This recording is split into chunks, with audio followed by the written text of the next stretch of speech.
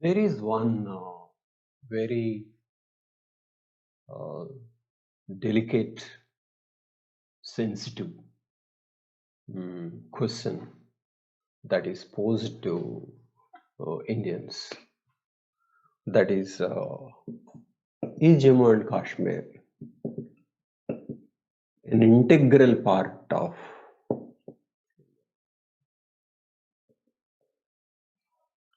an integral part? Okay, it is question is so significant that suppose you say it is not an integral part, then you will be considered unpatriotic, anti-national, pro-Pakistani. And if you say it is integral, then you are a patriot. Okay. How did this question become so important? First of all, where is this used, Jammu and Kashmir, as an integral part? This was used in Jammu and Kashmir Constitution itself. Constitution. Finalized in 1957, January 26th.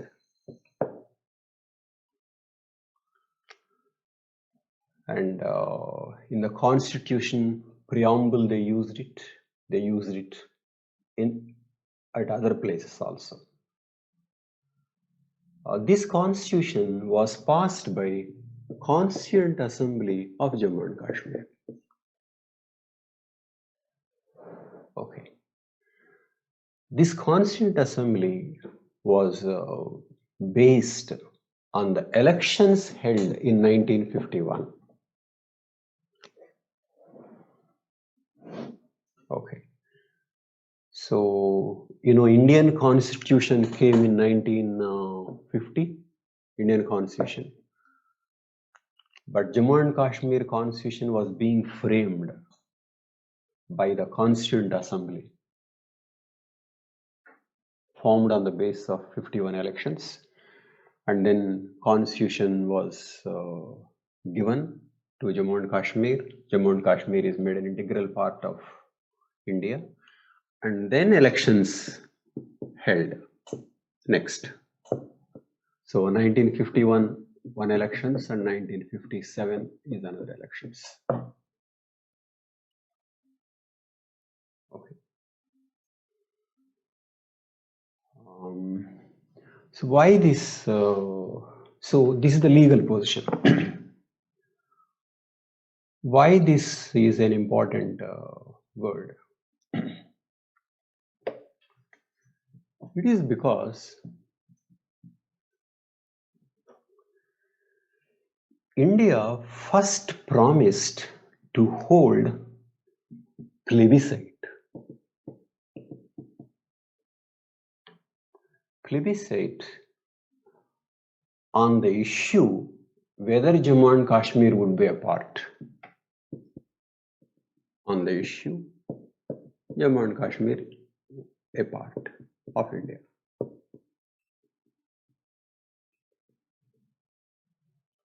Okay. Plebiscite means people would be asked directly. Okay. For example, in Junagadh, plebiscite was held because a ruler wanted to join Pakistan, and he was a Muslim, and he was removed and plebiscite was held. So when there is a religion difference between the ruler and the people, plebiscite is a way of getting consent from the people. Okay, because after all, we are trying to create a democratic polity. So ruler is not ruler. A princely state is not ruler's jagir, where he passes on his land to this country or that country. So we expected that the ruler would go by people's consent. And when Nizam did not go and the Junapad ruler did not go, India tried alternative solutions. So here also plebiscite was promised. But then, whatever be the reason, plebiscite is not held. This is the first point. War took place in soon after partition, and then part of Jammu and Kashmir went to Pakistan. So plebiscite was not held. That is the first point, regardless of the reasons. And in the absence of plebiscite, India wanted that Constituent Assembly should pass a resolution that Jammu and Kashmir is an integral part. Plebiscite not held. So the next step is Constituent Assembly. Because Constituent Assembly, of course, this Constituent Assembly also is not the Constituent Assembly formed out of all the people from Jammu and Kashmir. It is only from the India side of Jammu and Kashmir. So plebiscite is not held on India side, but Constituent Assembly is based on India side, from the India side. So Nehru wanted Constituent Assembly at least to pass a resolution that Jammu and Kashmir is an integral part. Okay. 1951 was formed. But then leaders of the Constituent Assembly were not willing.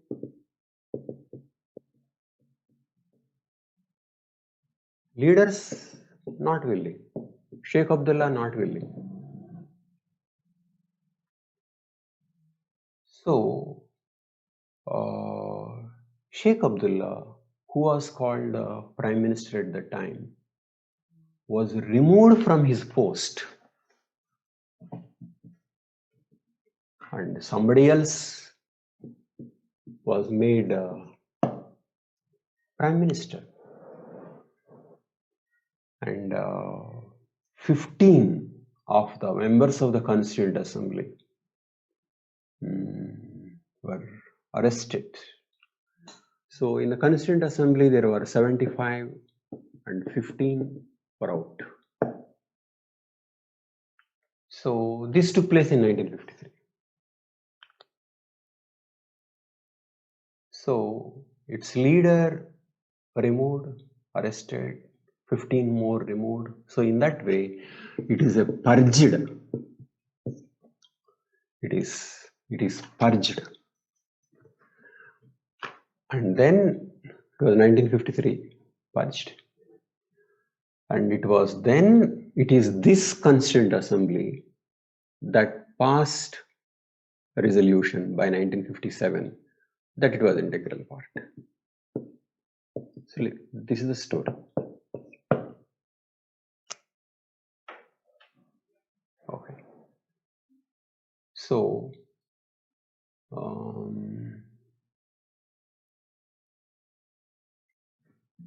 1951, 1953, 1957. This is the story.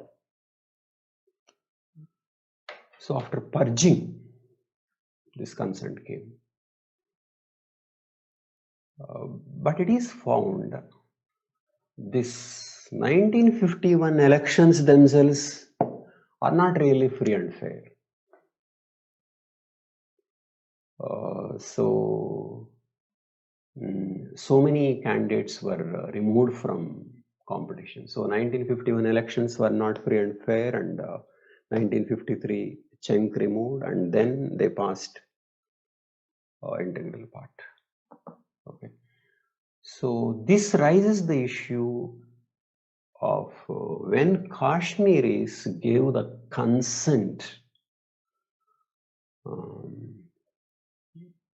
for making Jammu and Kashmir an integral part of India. This is a serious issue, but very few people question it.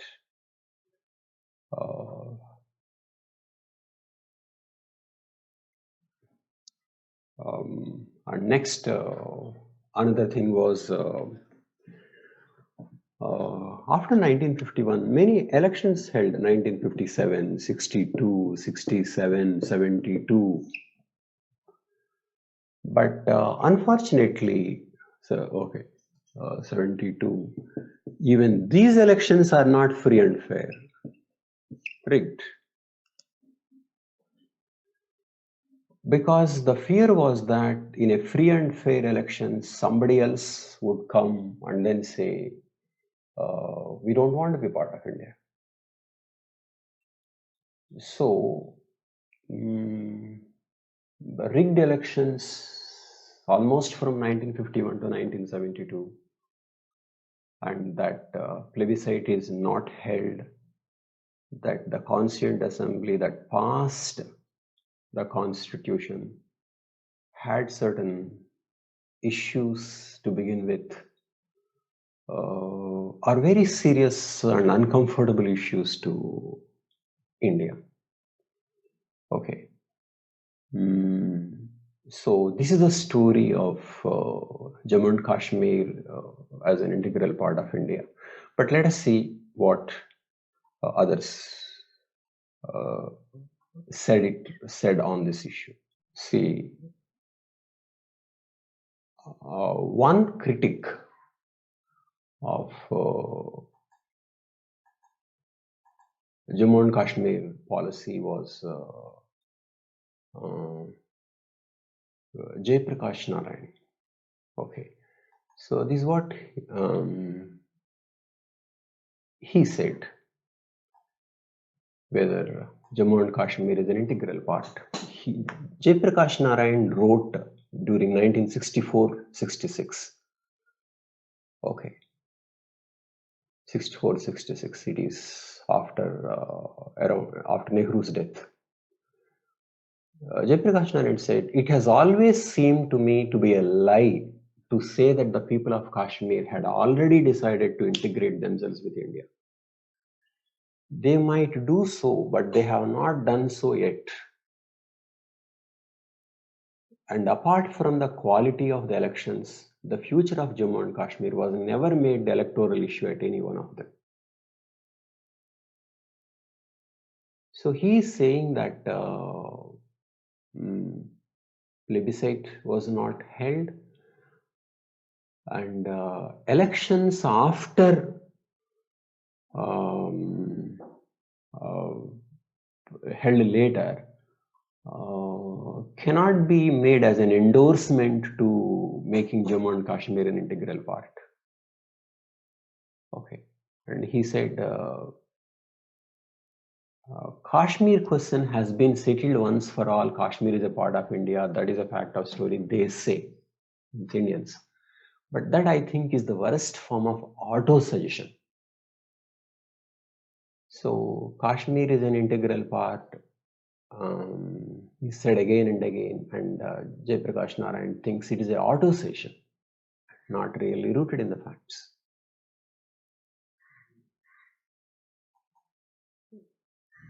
Because he says that even Constituent Assembly resolution cannot be plebiscite. See, the Kashmir Constituent Assembly adopted in 1956 a constitution which declared that the state of Jammu and Kashmir is and shall be an integral part of India. Okay, he declared. But that was 3 years after Sheikh Abdullah's arrest. Okay. But they may not be considered, that may not be considered important. The really important question is that a decision of the Constituent Assembly cannot be equated with a referendum, which the Prime Minister had solemnly pledged. So he's saying that Constituent Assembly consent is not plebiscite, but Constituent Assembly consent itself is problematic because Sheikh Abdullah was removed by them. Okay.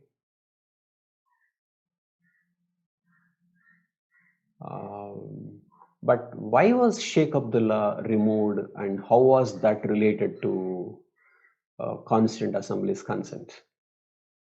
You have an explicit statement by Sheikh Abdullah.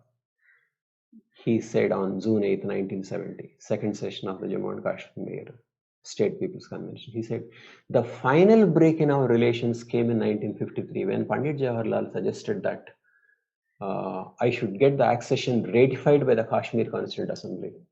I strongly advised him against such a step. This led to my personal removal from premiership of the state and long imprisonment without trial.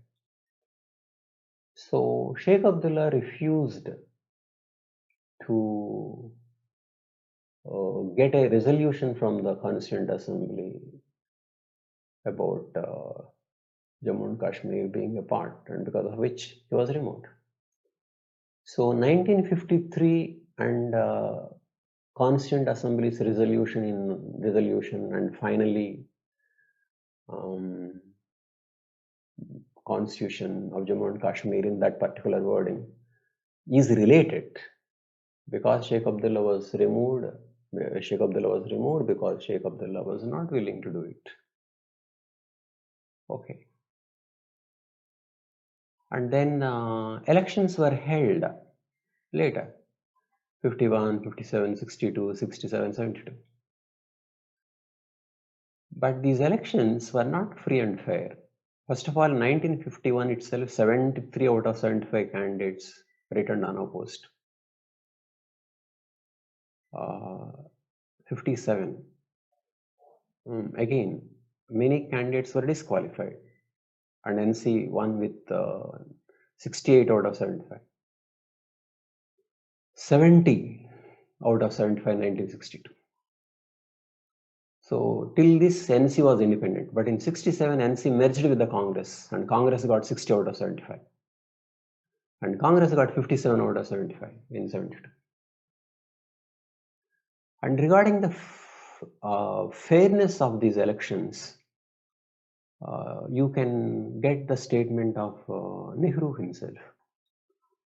So Nehru, for example, on 1962 elections, he wrote to the chief minister,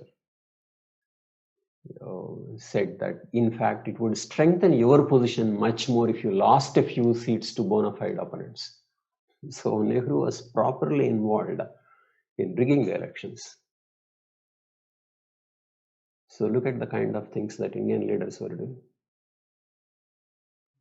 And about 1972 elections, the then Chief Minister Syed Mir Qasim wrote in 1992 in his book My Life and Times, if the elections were held free and fair, the victory of the plebiscite front was a foregone conclusion. So question is, why so many elections were rigged?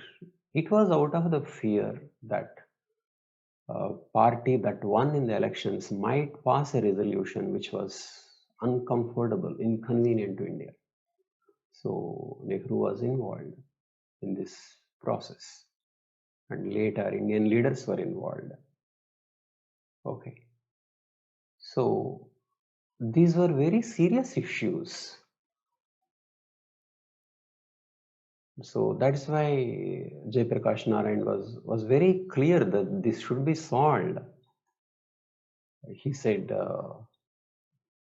instead of trying to take shelter in fool's paradise of our own making, let us have the courage to face facts and deal with them on the basis of the ideals and fundamental principles that guided our freedom movement.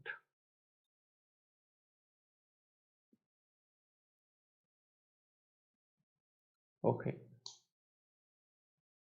So on the basis of ideals and fundamental principles that guide our freedom movement, we should solve Jammu and Kashmir problem. Okay. So Jayprakash Narayan wrote during 64 and 66, but things after that became much worse. Okay. Terrorism did not come by that time. Terrorism came in much later, by 90s. So things became worse. Okay.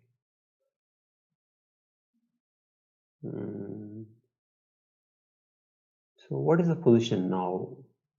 Is there a solution to Kashmir?